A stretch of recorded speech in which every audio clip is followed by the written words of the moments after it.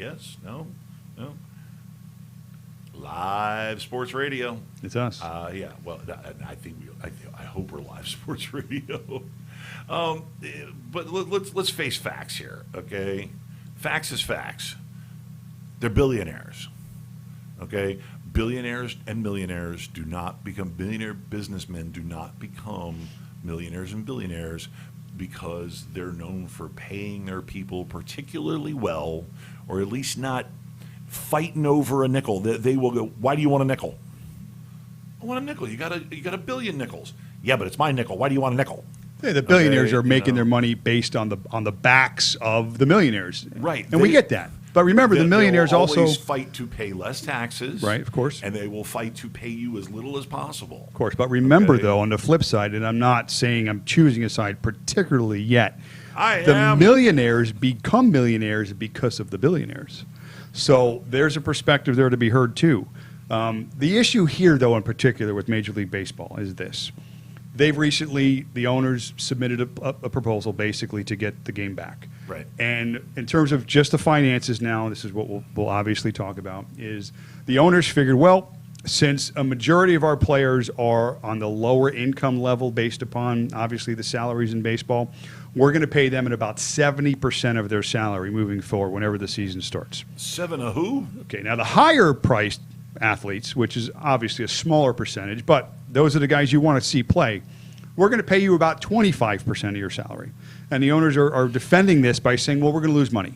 Okay, so we can't afford to pay those big contracts even a greater percentage than what we've proposed. Now, I will say this. As unfortunate as a virus has been and the damage that it has caused to everybody, not just the billionaires and the millionaires, but to the majority of us, which are just common folk, okay, middle-class America, who are also, they're on the backs of us. We're the ones that drive their sport. We're the ones that buy the merchandise. We're the ones that go to the games. We're the ones that are watching TV, the games on TV, so that they can make their millions and billions of dollars through the TV contracts. Okay, but that's not okay. So we're going to sit back and we're supposed to be okay with the fact that these billionaires and millionaires can't figure this out. The owners have to agree and have to understand that everybody is taking a hit, okay? They're the ones that can absorb the hit right now as opposed to the rest of us. They're the ones that have to understand that in this time that they need to concede and they need to give up. They need to give a little bit. Okay, they need to understand that their loss compared to where they've been over the last, decade plus, where they've made money hand over foot. My example going back to is when the Marlins just got sold a few years ago. Loria bought that team. You beat me to it. For about $160 million, of which at the time I think he really had to come out with about maybe $60 million of his own money. Okay, so now remember the numbers: $60 million. When they sold the team to Jeter's Group, they sold it for $1.2 billion. With a buh. Okay? That is a lot of money. And the Marlins, you can argue through most of that stretch outside of the two championships, were a bad team. They were bottom of the league in attendance. They certainly weren't making a ton of money through the Sunshine Network watching their games on local cable news or cable TV. No, hell no. Okay. Baseball is driven by the top teams in baseball. Last year, baseball made about $10 or $11 billion, okay? That's $3.5 billion more than the NBA made, okay? A lot more mouths to feed in baseball. But yet they were still able to generate that sort of revenue. The Yankees alone last year, $700 million. Okay? Who have their own separate deal, by the way. Okay, so again, what I'm saying is the owners are not poor. The owners will never be poor. Ever. They're not even hurting through this. I'm sure there are some that are somehow making money through this right now. So again, the optics of this... I'm only making $100 million this year. The optics is terrible right now for baseball. And I can tell you this, that if they don't get this figured out between these guys, the millionaires, the billionaires, the owners and players, that baseball may not recover. They just may not. Because nobody, common man-wise, is going to look at this and be apathetic to the cause of these sorts of millionaires and billionaires not being able to come to some sort of conclusion to this, an understanding and an agreement to get baseball back on the field. And it all comes down to the dough. And it's unfortunate. But again, that's currently where we stand. Now, do I think they're going to get it figured out? more so than I'm probably 80-20 that they're going to start a baseball season at some point and get this money figured out. But optics-wise and the audacity of the owners and their lawyers to sit down with them in this room and go, okay, guys, this is what we get. This is our best offer. Okay, this is what we're going to put on the table. And to me, it's shameful, and to me, it's embarrassing, and it's another reason why, of all the major sports, that baseball is the most, for a lack of better words, archaic in the way they approach the game, like old man dinosaur mentality, not willing to change their perspective to look at the betterment for where everybody is as opposed to what their checkbooks suggest. And it's sad. And I really hope they get it figured out because, again, if they don't, and I'm a baseball fan because I'm a purist of the game, I love the game, I think I understand the economics of it to a large degree, but this to me... you do. The economics aren't that difficult. But this to me, this needs to be fixed. It needs to be fixed soon so that they have a plan moving forward. Because, again, even if they get the money straight, they're not playing baseball the next day. Right. Okay, there's preparation and plans that have to go into effect. There's other sides of these agreements that have to be agreed upon. Right. I mean, there's the COVID side of this too. That from what I've heard, there's some discrepancies in getting that figured out as well. So logistically, it's a hard road. It's a tough, long road to climb. And the first step that they took was not a good step at all. Well, I draw a direct correlation between this situation and the situation that this is the baseball situation is a macro situation in the big picture.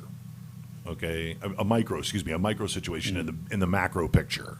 The macro picture being world finance, national finance.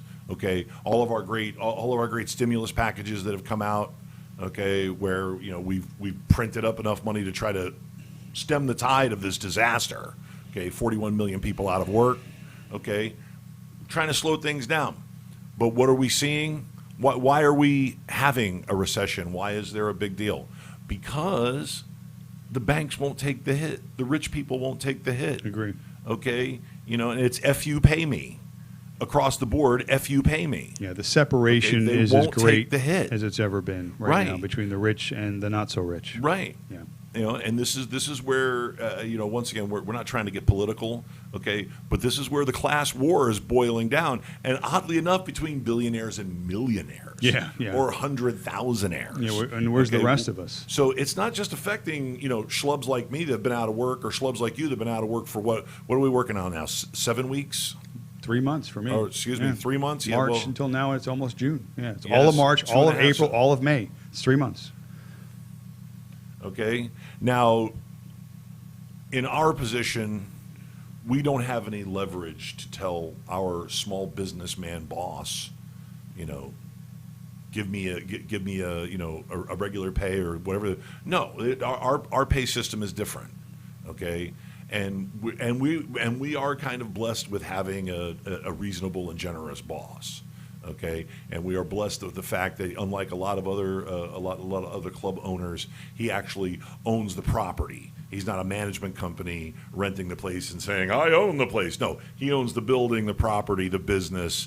The nuts and the bolts, straight up and straight down. So they're going to be there, and it's kind of like that with baseball. Baseball is going to be there, but they're putting themselves in a really bad PR existential type of a crisis, because if they fail to play the national pastime, you're going to hurt your game. Especially if it's because of finances. Yeah, just for sure. Just because Mr. Billionaire, and with some teams it's groups of billionaires. Yeah. Okay, because not everybody wants to take the risk, or not everybody had the $60 million to put up the down payment. Okay, billionaires do not want to take the hit. The top 10 owners in baseball save their own game have a combined the net top worth. 10. The top 10. Top 10 owners in baseball have right. a combined net worth of over $40 billion. Oh. So it's not like they can't, for again just 1 year. And again, because of the circumstances that were thrust upon us, not because of bad decisions, not because of bad economic times, because the economy was doing just fine, and baseball would have had butts in the stands, and they would have made the same revenue they made last year and more. Yep. On average, these teams increase by net worth of an average of about 10% per year. So guess what? They could have made bad decisions this year. They could have put a shitty product on the field, and they still would have turned a big profit. Okay, what other business can you do that in other than baseball? Okay, and why? Because that's what's in place, and the owners know this. You can't even do that in our business. I mean, which I've seen some club owners and managers that, like you said, that they put out a bad product.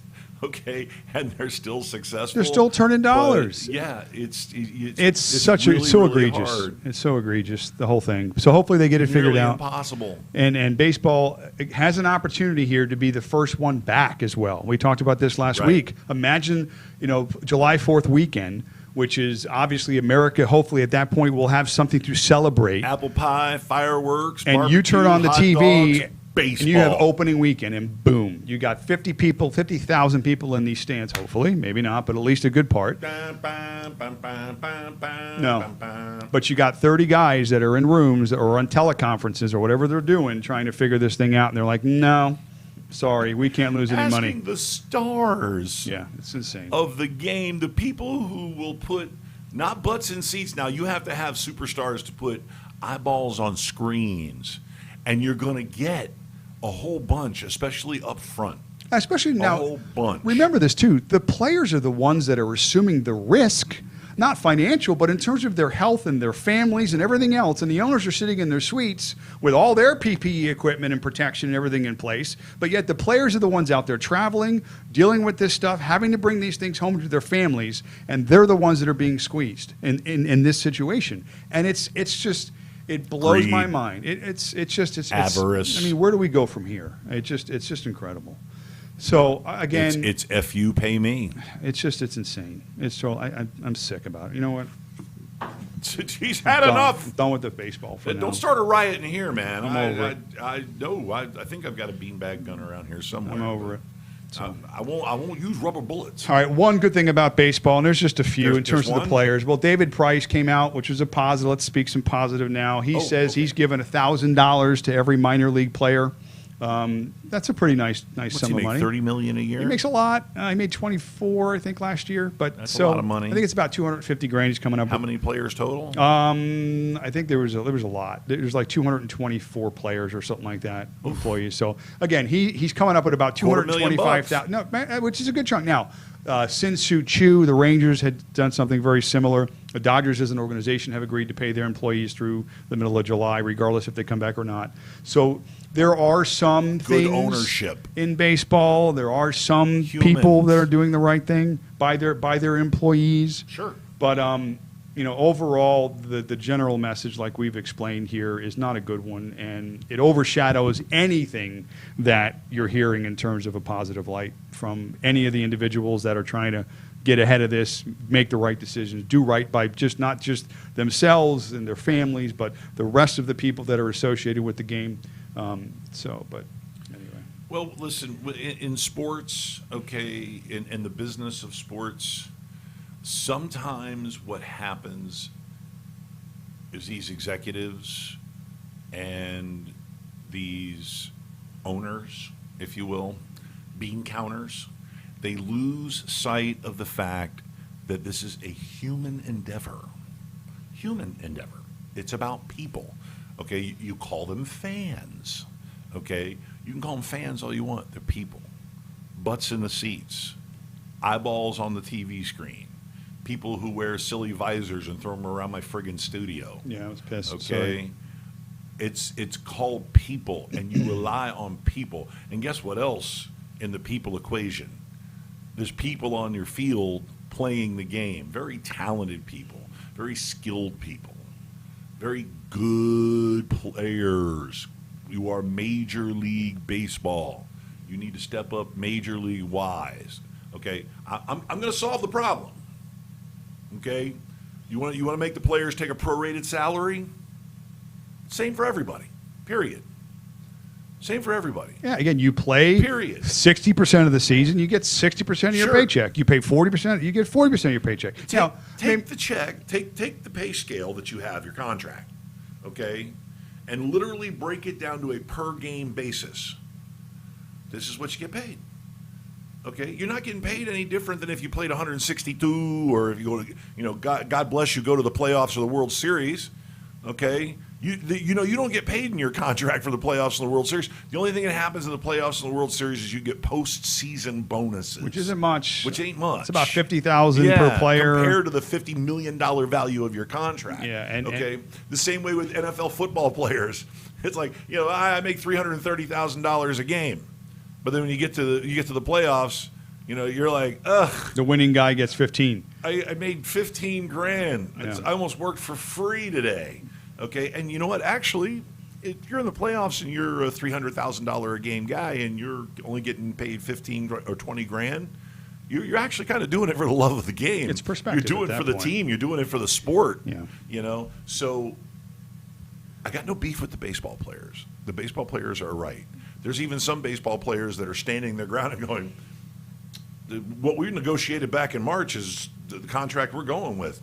We're not going to, because they negotiated back in March already. And that's going to so if they don't come to a decision. We already have a deal. It's unfortunate, but I really think the shift is on the owners. I mean, the players, again, are assuming the risk, and they're the ones that are out there playing. And they're the ones that are the reason why money is being generated in the first place. Yes. So they're the ones that should be paid. It's very simple. It's not hard. Stick to your guns, boys. Yeah. So, I mean, whatever. Listen, hey, and I don't want to, once again, I don't want to come off as some sort of Pollyanna anarchist, I don't know, socialist or whatever, but, it's hard to feel sorry for billionaires.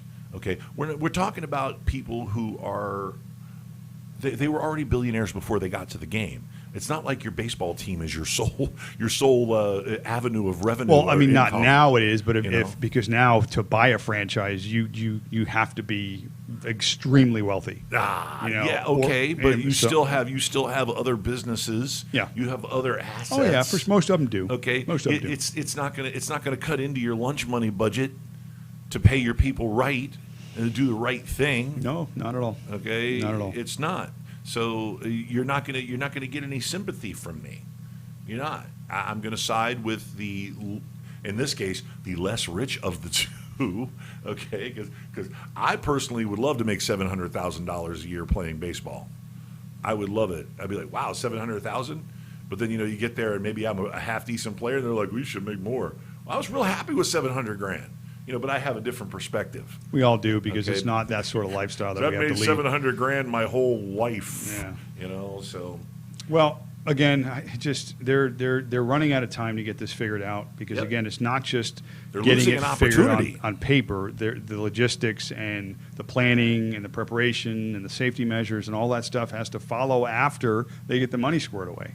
So without the first step, they're not even close to taking the second. And the second and third step and fourth step, to me, are even harder than agreeing on the money end of this. Yep.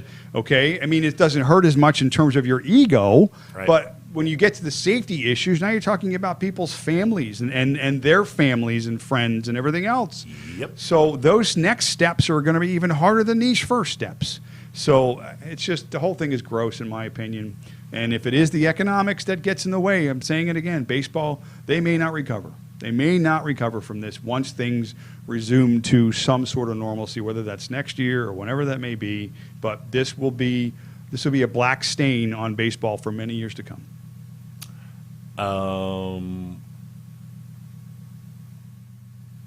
Segue? Did you watch the Tiger and Phil and Brady and Manning golf thing last weekend? Because I did. I watched a good part of it. I fell in and out of it for a hole or two. Right. But I thought it was really, really good. And unfortunately, the weather was crappy. They played it up here at Hope Sound. And then we had rain that weekend. We had that our first tropical storm of the season going through the area. Now, we've already had two, by the way. We are so going to get nailed. Hurricane season, by the way, starts it's coming tomorrow. For us, man. Officially, hurricane season starts June 1st. It's coming for us. We've already had two named storms. So anyway, that's a whole different topic. It's coming for us. I thought it was awesome. And they raised, near $20 million or something? Why plus a bunch of all-in challenges, too. Yeah, I mean, there's a lot of people calling auction off all kinds of crazy stuff. I mean, there was a ton of money made in good. My question is, why don't we see more of this stuff? Hopefully, moving forward from this, we won't have short memories and just have to do these sorts of things because of COVID. There are so many causes out there that are in need of help, that could help so many people. And again, I don't want to just put the onus on the athletes to have to come forward and take their time, but I think it's part of the responsibility of some of these guys. Now, it doesn't have to be Tom Brady and Peyton Manning every weekend. I could give you a list of athletes, men and women, stars, men and women, that I would love to just watch and go out and make fools of themselves on the golf course or on the tennis court or in the bowling alleys or wherever it is that is going to drive enough attention and eventually then money for great causes and great charities. I mean, the TV networks clearly are willing to pay for it, put it on, and Right. I think the viewership will follow. So, I mean, I watched it. I thought it was good. Just a little note from the players, Peyton in particular, his comment was that he has never been more nervous before a particular, for lack of a better word, sporting event, whatever you want to call this, than any game he's ever played. Super Bowls, opening season, first games, games against Tom Brady when they were the Colts and Patriots. Now, again, I know some of that is TV talk, but I believe it. I bet you those guys had butterflies. He's playing he's playing pickup basketball with Michael Jordan and Larry Bird.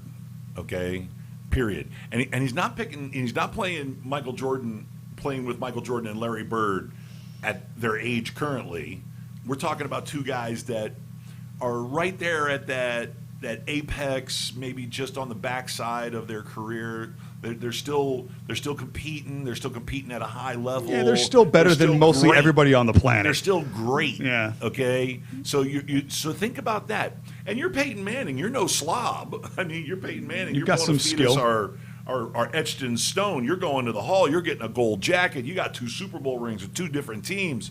You are Peyton effing Manning. You get effing as a middle name. Yes. Okay. Yes. But that speaks to the humility of Peyton Manning. It really does, because I mean, we're talking about a guy who deserves to have an ego. He deserves it. He deserves it.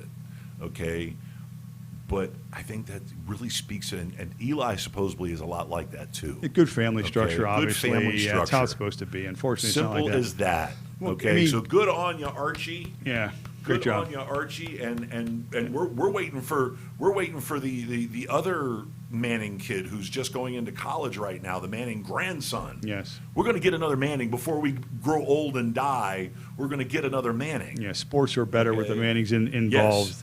Yes. Back to the event, being that it was golf. Oh, but yeah, I would be nervous too. I played a lot of golf for many years. There Not were times, very well. Well, no, actually, I was pretty good for a while. I mean, but besides all that, Makes it is a one humbling par putt, and he's It's a superstar. humbling game. It's a game in which you can go out one weekend and shoot in the 80s, and then next weekend go out and shoot in the hundreds. It's humbling. It's difficult. There are times where you could just look horrible out there. And just to think that every single shot, now, Peyton Manning, I think, is probably an overall better golfer than Tom is. I mean, you have a lot of people watching every single shot, and it's just you on the course. I'm sure the pressure was extremely high for these guys who are used to dealing with pressure, obviously. But, at times they both look very human on the golf course, which golf, I think, does to you anyway. Even the greatest golfers. Well, a lot of former athletes are good golfers. Okay, a lot of former athletes, a lot of former pro athletes, and even actually current pro athletes. More baseball guys, I think. Sure, Yeah. but you look at Steph. Okay, he's a scratch golfer. He gets invited to a lot of pro-am tournaments. Yeah. Now, I mean, he's Stephen Curry. I mean, he's a great basketball player, probably borderline Hall of Fame right now as it stands. Because of the titles and everything because else. Of the titles and the scoring titles. The fact and that he MVP. transitioned the game for shooters and everything else. Right. Yeah. So he's a pretty good golfer. And, I mean, could you think of other dream foursomes of former athletes? Let's say I need Charles Barkley in that foursome. I'm sorry. Okay, so you get just because you got to have him mic'd. You got to get You get Charles Barkley, Yes. and Kapka as one pair. Okay. Okay. Now Steph Curry talks a lot of smack, so you get Steph Curry and who? I like Mickelson. I like he brings No, a lot. somebody different besides the type. I mean, Besides Woods and Mickelson? Kapka's a superstar right now. Okay, then you want more relative guys. What about the? You got Jason Day. You can put him out there. He's the face of golf. What about McIlroy? The Scottish kid, one. McIlroy. There Yeah, we go. yeah. Because he talks a lot of smack Yeah. too. Yeah, there's a few he guys talks out there. a lot. Yeah, Adam You gotta Scott. Get, There's a lot of talkers. golfers out Adam there. Scott. Yeah, there's not a guys. You go ahead and get a second foursome. Okay, you get Adam Scott and Tony Romo on the same pair. That's a pretty good pair right there. That's going to win. Yeah. That's going to win. Yeah. That's going to win. Okay, and then you wheel John Smoltz out Who's also I think a +2 and put him with Day. Yeah, it's just now you're looking at some pretty good Pro-Am foursomes. tournament, man. Sure, whoop them out there. Anything to drive the ratings. Anything that's going to generate money for good causes because there are so many of them. An epic. That's an epic. That's a small tournament. Yeah, I would definitely be tuning into and competitive play. I'd be part of the ratings for that for sure. Sure. Yeah. Sure. Could you see? Okay, first of all, I've seen Romo play. Okay, in a tournament. Watched Pebble Beach one day, and Romo was playing along with Pro-Am. He was in the Masters, by the way. He was in the Masters. He qualified. Yeah, he qualified. Yeah, I love it. Yeah, because you know what? I watched him play like 4 holes. Yeah. Okay. He was 2 under through those 4 holes. Yeah.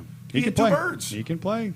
He's got an intermediate game. His iron game is insane. Yeah, well, to be that Insane. good, your entire game has to be insane. Sure. To be a +2. Sure. His putter is good. Yeah.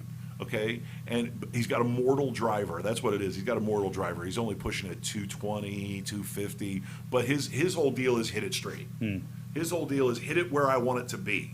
And that's a good philosophy to have when you're playing golf, because trust me, for the short while that I took up golf as a side sport, which I still like to occasionally go out because I like to drive golf carts and smoke cigars and drink from a flask and hit on the golf cart lady. It's a lot of fun. Yeah. And then get out there and let one rip and yell obscenities. Because I used to call it, I used to just call it crap. That's what or golf was also, where'd that ball go? I threw a golf club one time and it landed on a roof of somebody's house. Okay, it was a driver. You went Judge Smales in Caddyshack. The problem is when you're throwing a golf club, it's almost as hard to direct the throw of the club as it is to hit the drive itself. Because I held on to the club slightly too long, and instead of throwing it down the fairway, I hooked my driver onto a roof.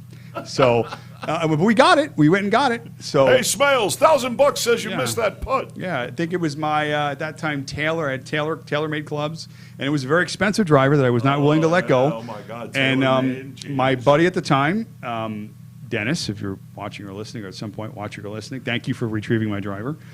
Climbed up on the roof, got my driver, and we continued to play. Laughed about it for a long time. I had another buddy, one more quick golf story, who killed a bird, which was unfortunate for the bird, but funny for the rest of us, because we were on the tee box, and down a ways, probably 200 yards down the fairway or somewhere off the fairway, there was one of those white, skinny, crane-looking things, and when I tell you, the ball hit this bird in the neck. Now, the necks of these birds are only about as thick as the ball. But he hit it so squarely that when it hit the bird, you heard and saw the bird go straight up, and then just fall dead to the ground. Where we went over, and he picked up the golf ball that was right next to the bird. So literally could not have hit that bird any more square. So, again, just an unfortunate story for the bird. Funny killer. for the rest of us. But, for all Bird you killer. PETA people out there watching and listening, I'm sorry. But who was the pitcher that killed a pigeon? Randy Johnson. Randy Johnson, the big unit. Oh my God! Killed it. He sent that pigeon into oblivion. 98 in your the pigeon face. Didn't suffer. No, go watch that video. It's an incredible the pigeon story. didn't suffer because Oh, just completely exploded. Yeah, I've never seen anything like it. So only in baseball. If there's a bird heaven, that pigeon was just flying along, and then all of a sudden it was flying along in heaven. Oh. What happened? I'm dead. Yeah, because that was you. The only way you could have killed that bird any quicker is with a gun. How about the That ball was story? going 98, 99 miles an hour. Since we're on unfortunate baseball injury stories, Oh, one more. God. This is a true story. Richie Ashburn for the Phillies, with my hat laying over there on the ground, once struck a woman in the stands. Okay, foul ball, injured her. Okay, Oh, I thought you were going to say he walked up in the stands and swatted her. struck her with a ball. Okay, off of on a foul ball. Now this is where it gets crazy. Within it's this, crazier than this. Within the series of the at-bat, the same at-bat as they were tending to her, he struck her again and broke her leg. So, same woman, same at-bat, same player, gets hit twice by the same guy, which in the second time broke her leg, and they'd had to take her to the hospital. Now, the irony of this, and fortunately for both of them, they became friends. He visited her in the hospital. I think she got a bunch of signed memorabilia, but was known as, and from both perspectives, player and fan, to get hit twice in the same at-bat by the same player, clearly. Just crazy. Only in baseball. Was Lucky. Yeah. That's her nickname. Incredible. Lucky. Incredible story. Have I ever told you my one foul ball, the only foul ball I've ever gotten? Please. In the couple of hundred baseball games that I've been to in my lifetime? Marlins game, Joe Robbie Stadium, pro player, whatever the hell you want to call it at the time. Mike Stanton, not Giancarlo, Mike, same guy, different name. Mike Stanton hits a liner up, and I'm in the left field, left side, third baseline, like on the corner. Seats are like empty. I mean, listen, everybody was social distancing, even back then. And this was like 2000. I want to say it was 2012, 2011. Laces that thing, zipping 100 miles an hour up into the crowd. Comes right at a guy who has to be about 15 rows in front of me, right? And he goes, because it's coming right at him. Skips off his hands. I'm sitting in my seat. My feet are up like this. I'm also maybe about 35, 40 pounds every year, so and the ball comes right here. And literally, I put my hands up. I saw it skip off the guy's head. I'm like, hey! That ball was the spin. That ball was still spinning when it hit my hands. I mean, I know how to catch a ball barehanded, but when I say that ball, when it hit my hands and I have a little give back, and then it fell down on my belly, and I went, okay, when it hit my hands, it probably spun 6 or 7 times in my hands. And I've got big hands. I got big hands. And I was like, it's a good thing it skipped off that guy's head and hands in front of me. It's a good thing it didn't kill him first. Right? Hit him square in the head. I literally looked up and I was like, is that guy okay? And I went, Didn't even get up. Didn't move. I didn't have to move.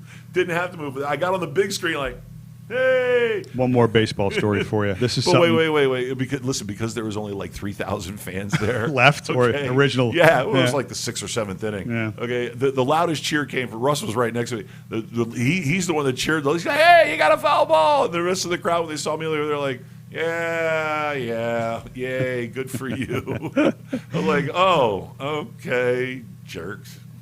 So go ahead. I've never caught a foul ball in all the games I've gone to. It Close. came to me. Well, that's fortunate for you, but lucky I've never had. Okay, one more baseball story. My magnetic personality. Whenever I get into baseball stories, I always have to share this one, and this is true also. Ty Cobb, okay, one of the greatest hitters of all time. You didn't catch a foul ball from Ty Cobb. No, he was around. He played just a little while before I was born. You don't look 114.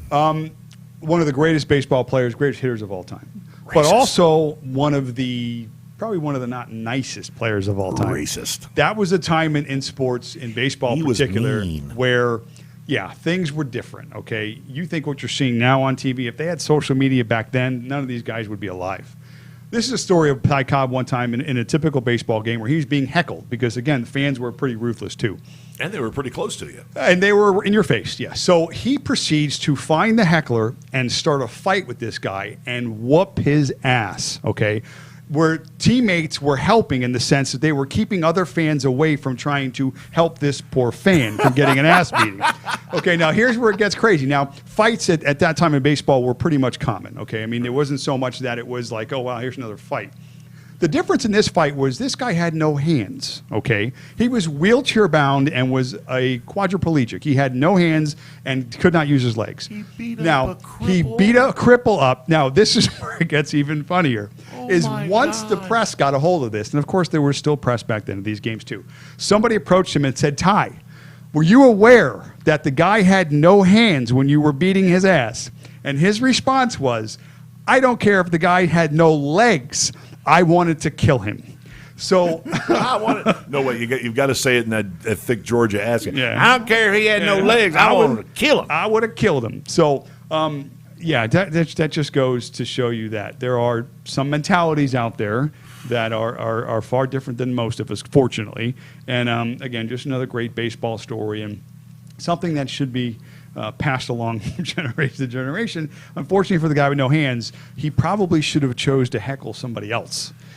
That guy is in the Hall of Fame. Yes, Hall of Fame. So so he is considered a standard by which baseball players are measured. So that just hopefully some interesting things about baseball, other than just the nightmare we're dealing with now. And beating up cripples with no hands. History in baseball is just an amazing sport. That's why, again, good and bad, fix this, owners. Fix this. Get the game on the field so that we can honor the guy in the chair with no hands, honor the woman who took 2 line drives from one at bat, one of which sent her to the hospital. And Ty Cobb was like a major racist, too. There was a lot of bad about Ty Cobb at that time. But again, there's so much on the flip side of this. Let's just get the game back. All right, let's get this figured out. Let's get it figured out so that we can see baseball again. Obviously, times are different now. We don't have that sort of behavior, and I'm certainly not condoning beating up a guy in a wheelchair. Don't let hockey come back first. Yeah, let's just get baseball. You're gonna screw fixed. around and let hockey steal your thunder. Yeah. So,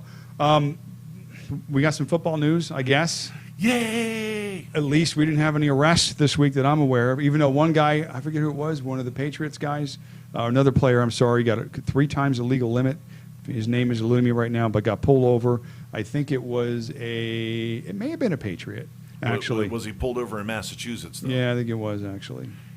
Yeah, because pulling over athletes for the Massachusetts State Police is like it's a sport for them. They actually like have a wall of fame of all the famous The people athletes that they've found snagged. misstepping in society.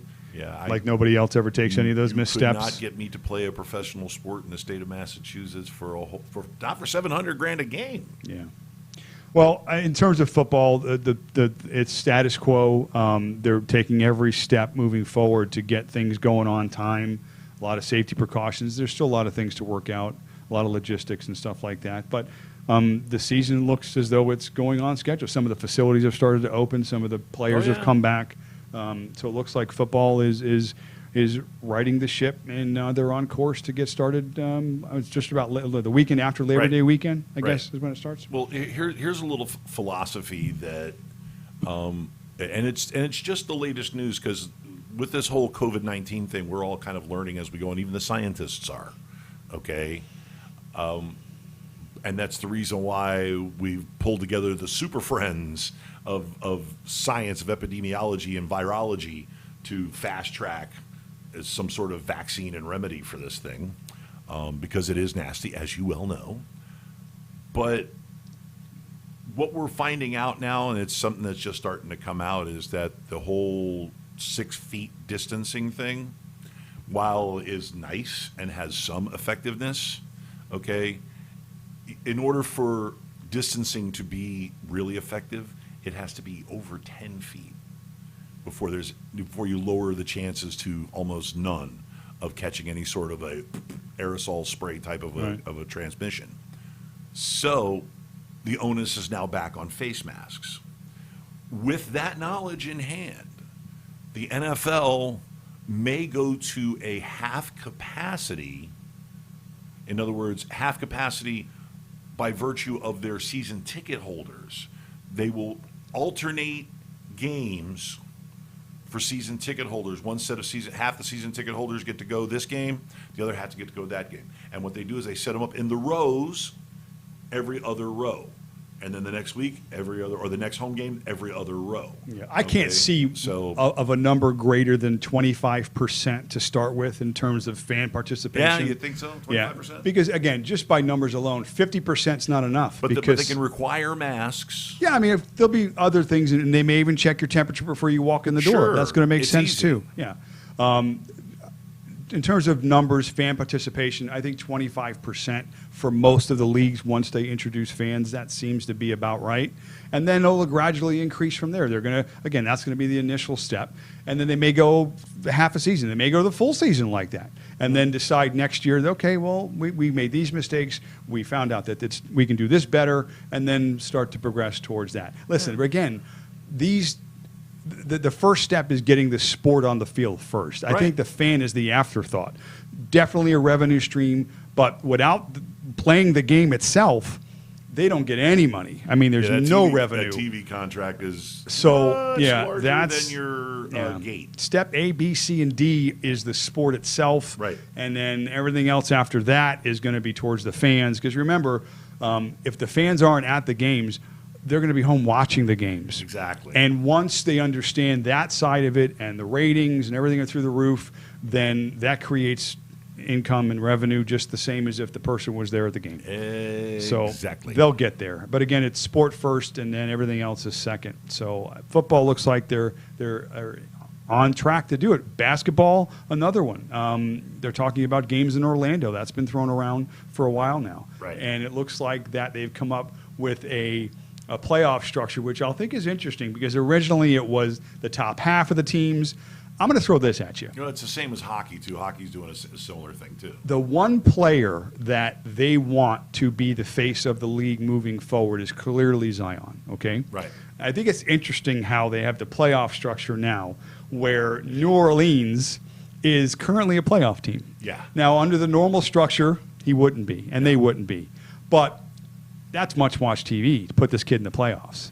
Well, he would be in the play-in bracket, where I think it's a one-game play-in. Regardless, anything that they can do, you know that the commissioner and others that were responsible for putting these plans together, He's like, the new chosen one. how do we get Zion in the playoffs? Oh, yeah. You know, and again, I'm not saying it's a bad thing. I think it's a good thing because again, exposure. The NBA is a star-driven league. You want to get faces and recognizable players, especially if they're planning on making him the face of the league, which every intention and every directive seems to be towards that.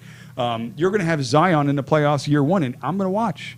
Yeah. And everybody else is going to watch too. So listen, you remember when LeBron first came out, and everybody was like, "Oh, he's going to Cleveland. Nobody's going to watch if he goes and plays in Cleveland." And everybody's watching. And then we watching. saw his first couple of games, and we're like, "People are going to watch." Yeah. It doesn't matter. That kid's special. That kid is on another level. Fresh out of high school, 18 years old. The NBA is desperate for a face. Grown-ass men. Because now once LeBron, and who is still the face after 15 years, has And left put the Eastern Cleveland on the Conference, map. and now nobody in the East is on the map. Nobody's sitting down to watch Toronto and the Knicks. Nobody is sitting, despite Toronto's championship last year, nobody's sitting down unless it's regional, unfortunately, and watching the Heat and the Bucks even with let's say Giannis and it's just Giannis playing against his future team. Again, it'll draw some interest, but still, LeBron drives the sport, and the NBA is desperate for the next LeBron, and it's Zion. And again, hopefully, he can shoulder the load. I think as a person, he's amazing. I mean, he says all the right things. He's got the right structure in place.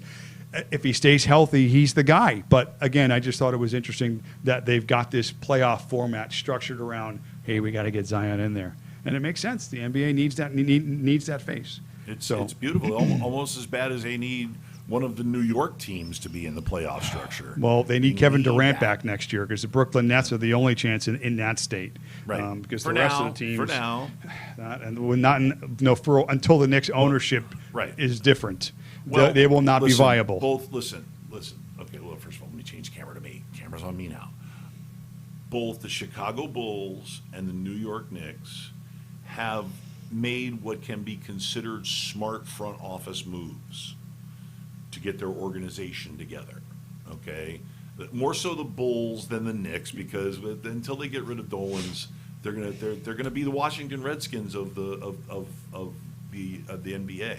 Okay, the Redskins are probably never going to win a Super Bowl under Daniel Snyder. Okay, he literally made the best coaching move of his ownership of that club by hiring Ron Rivera. But unless you get that guy out of the decision-making process. It's a nightmare. It's never going to work. You're never going to Knicks hoist the trophy. That play Ever. in one of the most historic NBA arenas in the entire league, Right. with the revenue stream that they have, with the desire to want to And play in New they York, still make money. and how are they not viable? A half-empty Madison Square Garden, and they still They're in the make lottery every year. They are, again, the place where players would want to play, and yet the Knicks suck. And they have sucked for 15 years, ever since Van Gundy since the and those guys band left. billionaire bought the team. Yeah, so it's that's a whole nother By the way, show Dolan, your topic. guitar playing sucks. And you can't sing. And your Anyway. beard is ugly. And your team sucks. And you're short. And you're short. Yeah. What else? What So- do I care? I love to hate the Knicks. Okay, I loved to hate the Knicks when I was a kid and first learned about basketball. But the game would be But- so much better if the Knicks were viable again, know. because I know. the game needs antagonists too. They Sure. need the bad guy. Sure. They need the guy on the Heat top that you versus love Knicks to hate. Heat versus Knicks was must see. Miami Heat versus the New York Knicks was must see. So TV good. So every good. time. Riley and Van Gundy squaring off, and all these guys. It was amazing to watch. Mourning and Hardaway. No, it was Riley versus Van Gundy and the team that Riley built. Well, that too, but yeah, but still, I mean, you had the names, the faces, you had the attitudes, you had guys that were again in a star-driven league. You had stars on both sides, coaches, everything, and style of play. And again, it was the bad guy, which people love to hate, which was the Knicks, and you had the up and coming and the Riley and the Flash, and he brought that sort of LA mentality to Miami and the New York toughness. And so again, it was just must see TV. And in basketball right now, outside of LeBron, unfortunately, it's a struggle. Zion every day. He's got a lot to carry on his shoulders. So hopefully the NBA gets back. Hopefully all sports gets back so we can assume. How fast is the NBA going to try to direct Zion to a major market? Okay, because let's face facts, okay?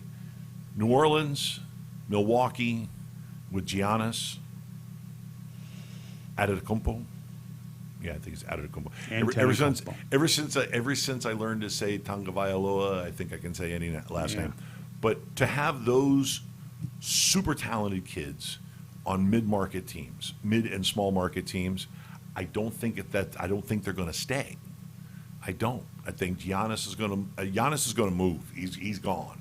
You know what? Forget it, Milwaukee. He's out. He's had opportunity, and he's talked about wanting to stay. Again, it comes down to personality too. Right. Giannis' He's a small town kid. His personality is such that he's a guy that the NBA wishes that they can put out in front, but not every guy plays well in the front. I mean, Right. He's still a leader on the court, on his Sure. team, his play. But some guys lead by their play. Some guys are a little more vocal, like LeBron and others. Not everybody can take the lead like that. Right, but how fast does Zion become an LA Laker or a New York Knick or a Chicago Bull? How fast does he become as those? they can make it happen? At the end of his contract? Perhaps, but it depends on the success of New Orleans as well. Right. It depends on the success. Again, remember, being a star-driven league, markets do matter, but if they mattered enough, the Knicks would already be viable, and they're not. Right. The Bulls would already be viable, and they're Right. not. So players can still The Bulls thrive. have made some front office moves. They have, and they got but some good young players. They've got great young players. But again, until they get to the point of viability, they're not there yet. They may get there quick. Well, for basketball's sake, let's hope. But again, it's not so much market-driven as opposed to player-driven in basketball. And wherever Zion goes, or obviously he's not going anywhere for the next 4 years probably, it's on his shoulders. The league is going to, especially once LeBron decides to go, it's going to be Zion's league, okay, for the foreseeable future. Yeah. So wherever he plays, I hope that he does continue to play and stay healthy, and that he can shoulder the load, because the NBA is as such that it is a star-driven league. And if you don't have 3, 4, 5, 6 guys that drive the ratings, and right now it's LeBron and everybody else, once LeBron leaves, I think it's going to be up to a few players. They're going to have to put a few players, and maybe it comes down to demographics. Maybe it comes down to you got a West Coast guy, you got an LA guy, you got a small market guy like Zion. You got, hopefully, if the Nets become viable now with Kevin Durant and Kyrie Irving, that becomes some sort of a demographic, stability in the NBA that drives the ratings. Maybe that's the direction they'll have to go once LeBron leaves. But right now it's Zion, it's LeBron, it's hopefully Zion, and then it's hopefully somebody else. But that's where that's one of those kids could be a surprise star. Yeah. Okay, one of those kids could be, because we never got an NCAA tournament or an NIT tournament this year. Okay, we did not complete the NCAA basketball season. Yeah, and I'm worried about next year's NCAA basketball season too, as well. So some of these kids who might have had a chance to spotlight their clutch time abilities, and they had good regular season numbers, and they had good regular season games, and they were lauded and everything. But legends are made in these tournaments, and we missed an opportunity to see who elevates, who carries teams, who can show that extra. So once we get through the NBA draft of these kids that have made themselves eligible and have not taken the extra year of eligibility, we're going to see something. We're going to see something. I think you're going to get one or two surprise kids that are going to become super duper stars out of this, just because by virtue of the fact that we didn't get a chance to see them in that superstar setting. Right. Okay, we didn't. So they're going to be a surprise. Okay, I mean the body of their work in college may not be surprising. Statistically, they may be excellent. They all the tape and the film may be excellent, but you didn't get them in the NCAA tournament. You didn't get that crunch time. You didn't get that Final Four pressure, that final pressure. You didn't get that. That forges that pressure that forges diamonds. Diamonds like Zion. Okay, you didn't get that. You didn't see that. Diamonds like R.J. Barrett. Okay, and that's the scary part about the Knicks is they've got a really good foundation right now of good, talented young players. Okay, they really do. Good. R.J. Barrett is no joke. They do, but in most sports, especially in basketball, coaching and ownership are a big part, as you clearly saw with the Michael Jordan documentary. Huge. Ownership and coaching is what drives the sport, because you only got 5 guys out there playing at a time. Right. Okay, and most of the time is one star. Right. So it's all the other complementary pieces and parts of that puzzle that matter, that are based upon the decisions of your coach and your owners. So if those two are not on link, not on the same page, it doesn't translate to winning basketball. You got problems. So, and the Knicks clearly have not had that link for years. Look at Houston. It took Houston a minute to come up with the formula of players to execute the D'Antoni run and gun system, shoot the ball a million times system. Okay. Yeah. They went and got the perfect guy to run point for it. Yeah, and if it wasn't for the Paul injury, that would have been a different ending, perhaps. So, and again, the ifs and whatevers. But, yeah, I mean, D'Antoni is an offensive genius, and he's well established as being one of the top coaches in the game. You look at my boy Spoelstra. Okay? Another guy. Oh, man. Spoelstra's a guy who, it doesn't matter what they hand him. Here's 12 guys. Go. And at the very least, they will be a 500 or a couple of games above 500.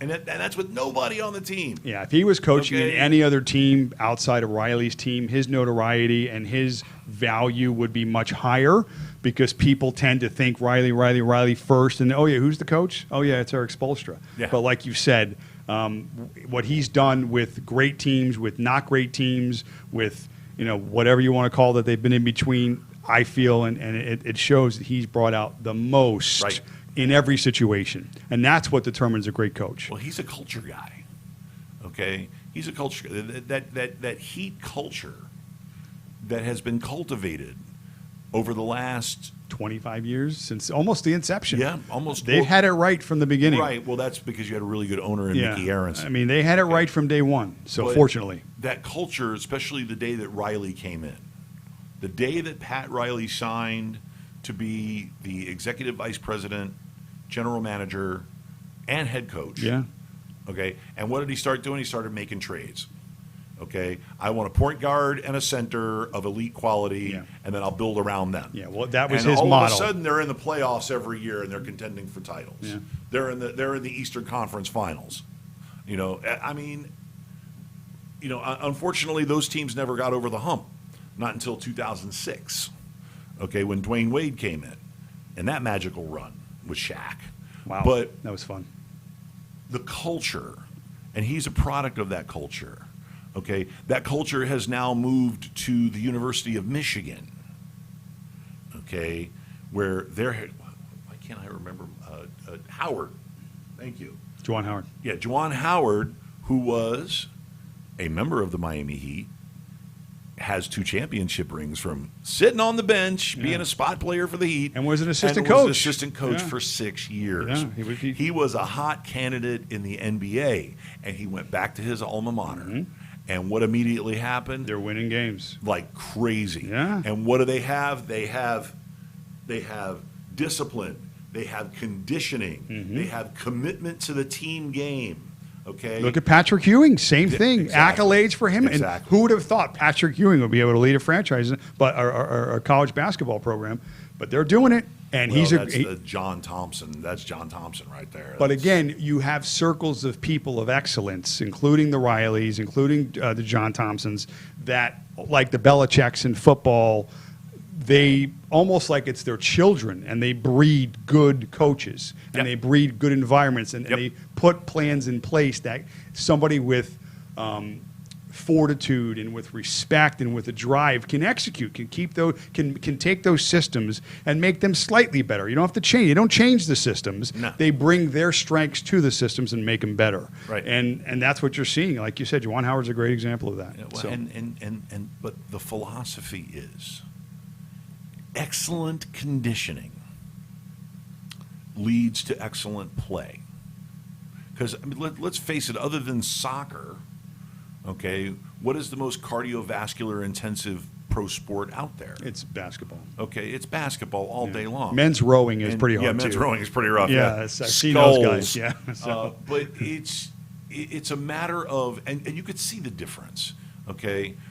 Previous to Patrick Riley taking over for the Miami Heat, you had coaches that were good coaches, okay, and you had a lot of great players. Glenn Rice, Ronnie Cycli was great. You had a lot of great players, okay.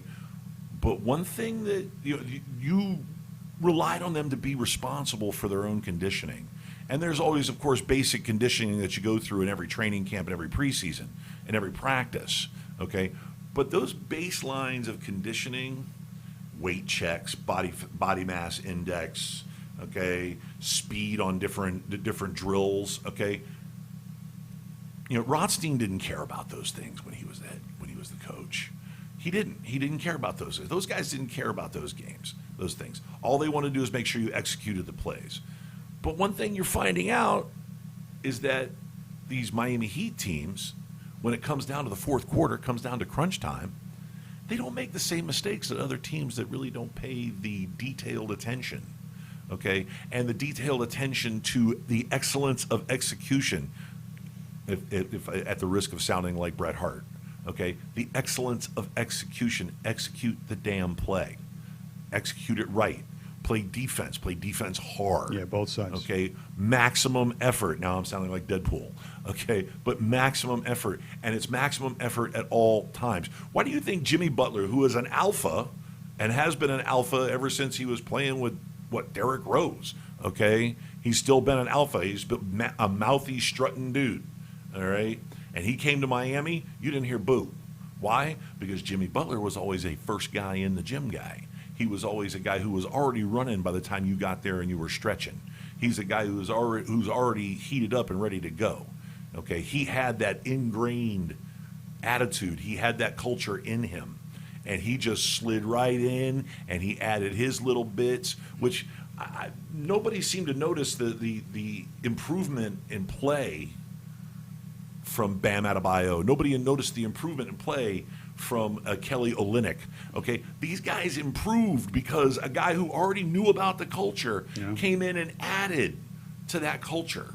Okay, so you got kids like Adebayo and Olynyk. They're there with Jimmy, still running drills while everybody's toweling off and hitting the showers. Yeah, and you got guys on the bench like Tyler Hero and other guys that you were like, who these was guys also there. May not play on other teams, but they get the Jones. most out of all these guys. Yeah, Derek Jones, all these guys. Literally the only guy walking out of that situation, okay, because, I mean, they stay long. The coaches leave. Yeah. The coaches are like, all right, we got to go look at film.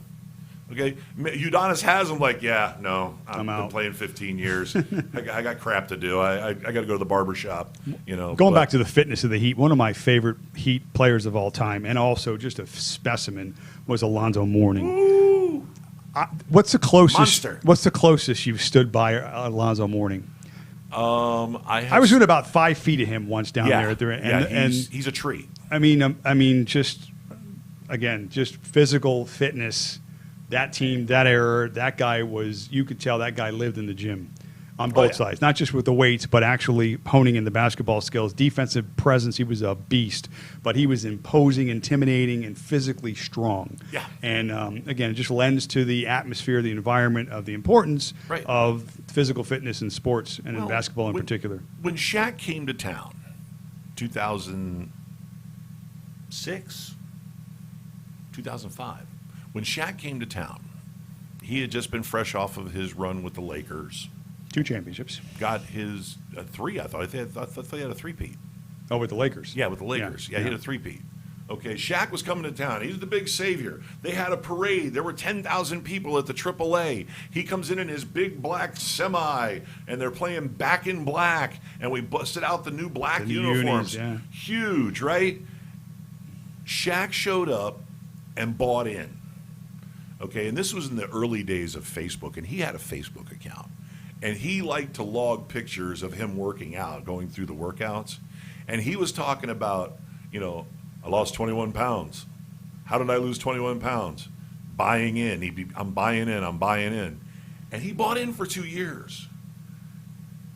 And he was in the best shape of his life. Yeah. You didn't see skinny Shaq like this in L.A. Yeah, he was less than 300 pounds. He was about 285, 290 at that time when he was real healthy. And I'm telling you, I got within 10 feet of him, and I was standing. I walked down to the first row, courtside, and he was standing, probably about 6 or 7 feet away. Okay, and I'm standing. I'm 6'5", and I'm standing. My feet have to be based probably about 4 or 5 inches above the actual floor that he's standing on, the parquet, if you will.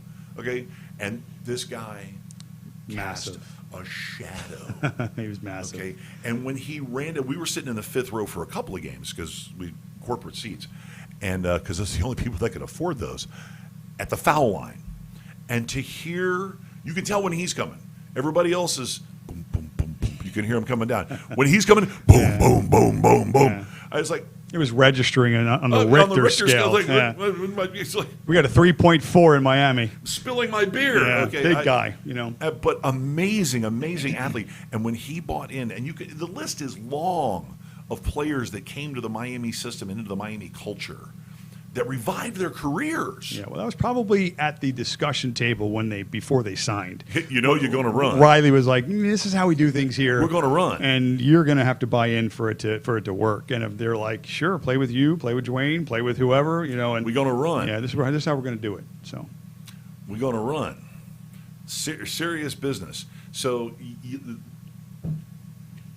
Coming back from the tangent that I love to jibber jabber about the Miami Heat, what you say is correct.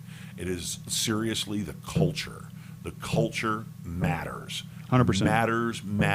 Matters. I cannot say it enough, especially in basketball, especially in football.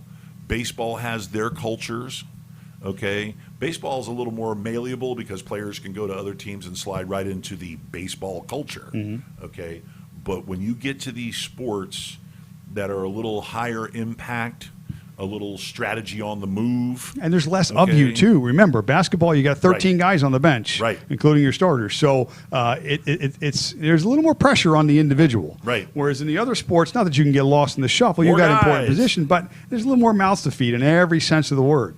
So there's a lot more attention based upon a smaller roster. Right. Baseball has 25 and football has 53. Yeah. Plus, again, but you get football's got a practice squad, specialties, and they have baseball's got the farm, and they got September call-ups, and there's a lot of bodies shuffling in and out. Basketball is 13 guys and 5 or 6 coaches, and that's it. That's what you got. So, but they can have bodies shuffling in and out, but it's usually the end of the bench guys. yeah, but I'm talking about total numbers. Those are the numbers. So, Right.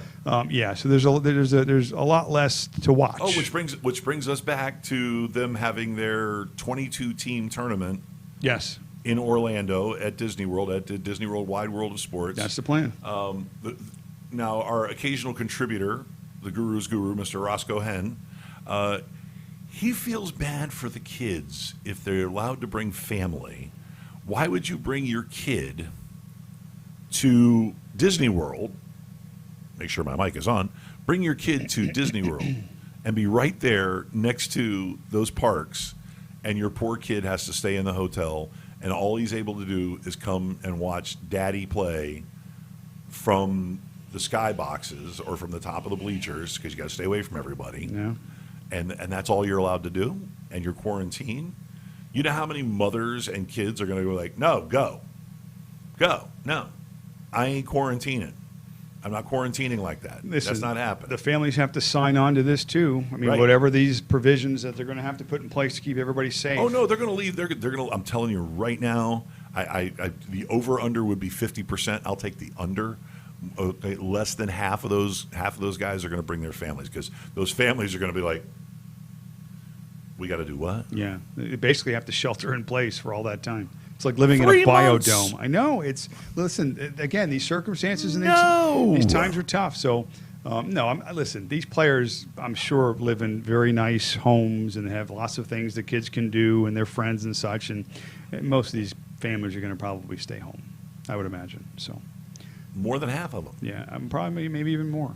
But that's the decision they'll have to make. I mean, again, these are privileged people too, Yeah. per se, and they've got options even in those tougher restrictions and environments. They'll Right. have things to do. It's not like they're going to have to keep the blinds closed in their small little hotel rooms. Right. And, I mean, they're going to be afforded, I'm sure, many accommodations that the average traveler doesn't Of have course. exposure to, Of even course. under these conditions. But But I think the best choice is to limit the amount of people that are involved in this, families included. it's common sense. Keep them in a safer environment, not just for them, but for clearly the people around them. Right. And then, again, the focus here right now, unfortunately, and again, this is where we go back to the baseball players. The players are assuming much more of this in terms of the burden, in terms of the potential problems that they could be facing in their families than anyone. Health. We're wanting to watch the sports just because we're bored. Right. Okay, they're playing the sports, potentially putting lives at risk. Yep. That's way two different ends of the spectrum. Okay, so these And players people are mad. and it's like it's insane. So we need to understand that as well. That the players are the ones assuming all of the risk here. We're just trying to fill our days, which there's no risk to do that. We can find other ways and assume no risk. Right. So compensate them, protect them and their families the best you can, and allow them to dictate what they feel is best. you greedy owners. Yeah, it's really something. It's Hopefully- gross. Yes, it's gross. It's gross. I like using the term gross. I am going to have a T-shirt made for you that just says it's gross. I'll wear it. It's gross. I'll wear it. It's gross. And a hat. It's gross. What's gross? Yes.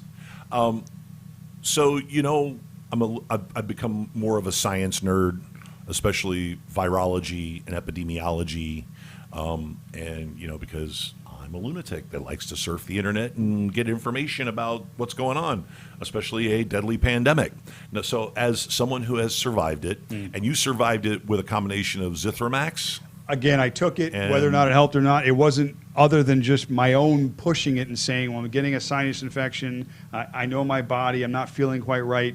Let me go ahead and take this so that it doesn't compound whatever I may or may not have. Okay. So it wasn't like a doctor had said, you know what, here, take a Z-Pack because you have the coronavirus. Okay, you had No. access to a Z-Pack. I had access to a doctor that was willing to write me a prescription over the phone. Okay. And then now again, it may have Same helped. guy that does your Viagra?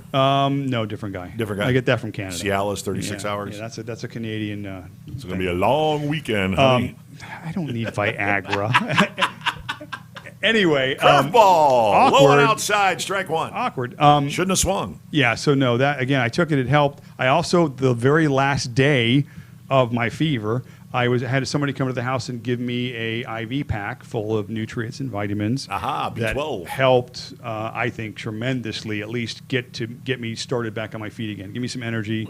hydrate me again, boost your immune system. potentially as well. Yeah. So That's a big deal. yeah, huge. Okay, that's a Huge. huge deal. That's why I pound the vitamins that I pound every day. Huge, yeah. All right, but what we're seeing here, the process that we're seeing with concern to this virus and this epidemic and this pandemic, is that we are now rushing to the point. We are now speeding to the point of a remedy.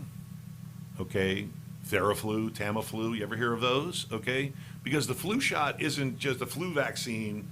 The flu shot isn't a vaccine. It's just it's just an antibody. Mm-hmm. Okay, it gets you to build your antibody, your immune system against influenza A and B, or influenza. Some people still even get it. Some people get it from the shot. But what we're dealing with now, because they call it novel coronavirus, and they're learning as they go along. So what we're going to see is a remedy, probably before we see a vaccine or a COVID shot. Okay, once we see that remedy, which would be a remedy that keeps people from dying as much as they do, Mm-hmm. then we're going to be able to treat it just like influenza. Like, oh, just like the flu. Okay, because right now it's not just like the flu, because we're finding out that we're dirty monkeys that don't wash our hands after we pee. Okay, we're dirty monkeys.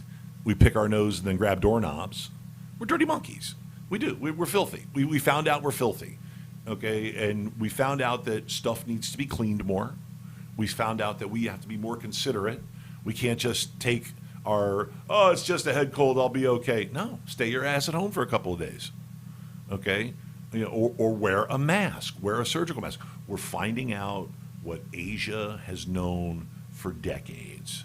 Okay, because they've had to deal with a lot of micro epidemics, Mm-hmm. because they have a lot of people living on top of each other. And that is that culturally, you are going to have to accept the responsibility and have the consideration to wear a surgical mask if you feel sick, if you have a cold, especially if you have the flu, okay? And you have to leave the house, you have to go to the store, or if you have to go to the doctor. Yeah. Wear the mask. I just don't see how, Okay? like anything else, It's still a free country. people have such short memories, and whether it's 6 months from now or a year from now, once this passes, We'll where have we've another got- outbreak. where we've gotten to the point where we either have the vaccine in place or we have more of these remedies Yeah, you're talking it'll about. be here by December.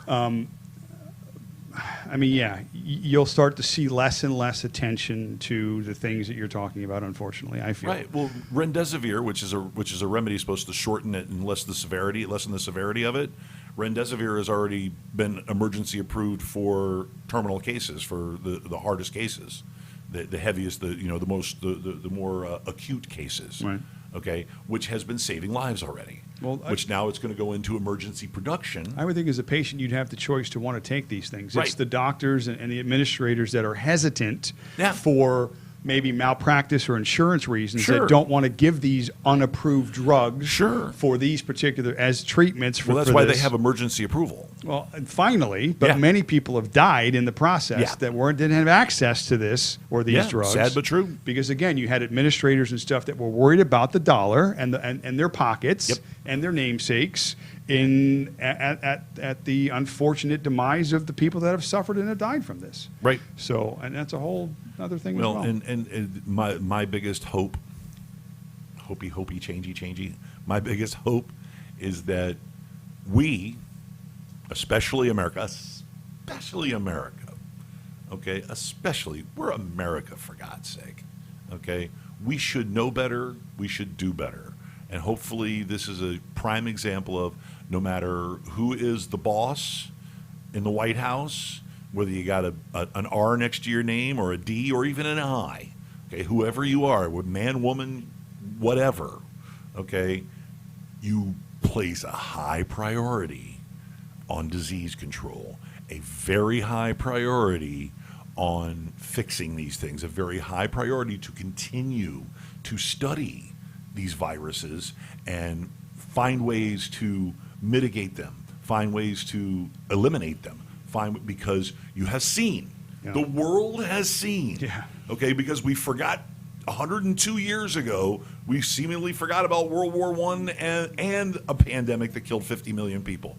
But now we have this big worldwide global economic mechanism, and if we get sick, everybody gets sick. That's right. You don't know And what it's like to and get we're not slapped talking in the about a face virus. until you get slapped in the face. Hard. Yeah, and wait, what was it? Mike Tyson said everybody's got a plan until they get punched in the mouth. Yeah. Punched in the mouth. Punch in the mouth. So, I mean, we and the rest of the world has been punched in the mouth. Dead in the mouth. Knocked a few teeth out. So we got to learn. And we have to have a different smile moving forward, clearly. So, yeah.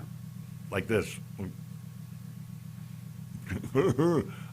So that's my hope, okay? But in the macro, but on the micro, the short term, you're going to see remdesivir and maybe even another drug after it as a remedy to stop people from dying, okay, in such large numbers. You're going to see a remedy. You're going to see products are already coming out to halt its spread, okay? Disinfectant products are coming out so that it doesn't make the entire world toxic from having to spray Lysol on everything. Okay. God knows what all these cleaners are going to do to us Right. at some point down the line, too, you know? Right? Yeah. I mean, I was like, really? Inject a disinfectant? But I'm crazy. But the matter is going forward is that we have to learn. Everybody in sports has to learn. Everybody in government has to learn. Everybody in science and medicine has to learn. Okay, we're all going to have to learn a little something different. We're going to have to learn something new. Speaking of the cleaning things, when I fart now, it smells lemony that I've been using so much of that lemon dial disinfectant. So actually quite refreshing. It's quite refreshing than what it was before.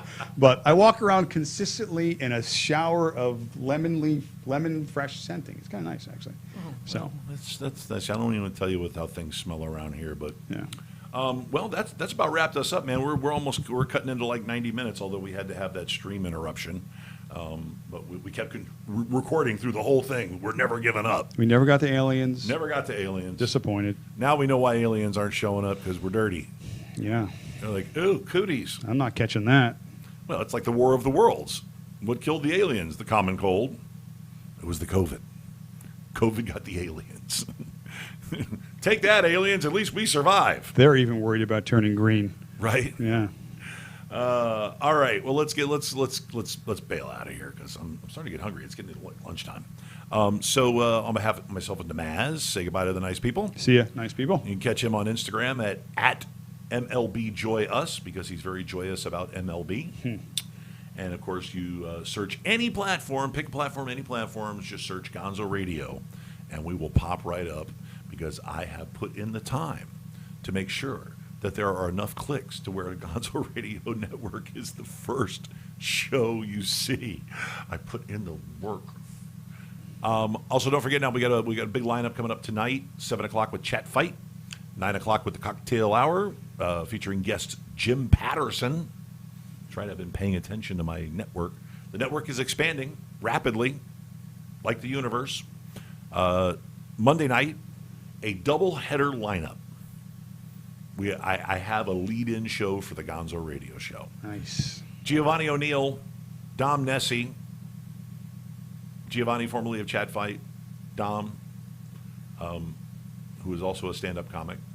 They are cranking up at 7 p.m. the Blame Girl podcast, which is going to be a little incendiary, because Giovanni Neal has some opinions about these riots and demonstrations and the whole George Floyd thing. So there's going to be some opinions expressed at 7 o'clock. Better put the kids to bed early. Yeah. Yeah, put the kids to bed at like 6:45 just in case. Yeah. And then they will lead us into the Gonzo Radio Show at 8 p.m., where my guest will be the beautiful Nicole Pearl.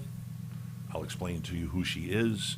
The whole cam girl thing has been huge, with dancers and various girls that haven't, pretty girls that haven't been able to, they're out of work, models. So they've gone to OnlyFans and many vids. And okay, for those of them that don't want to get naked, but some girls want to show a little skin, a little bit of this, a little bit of that.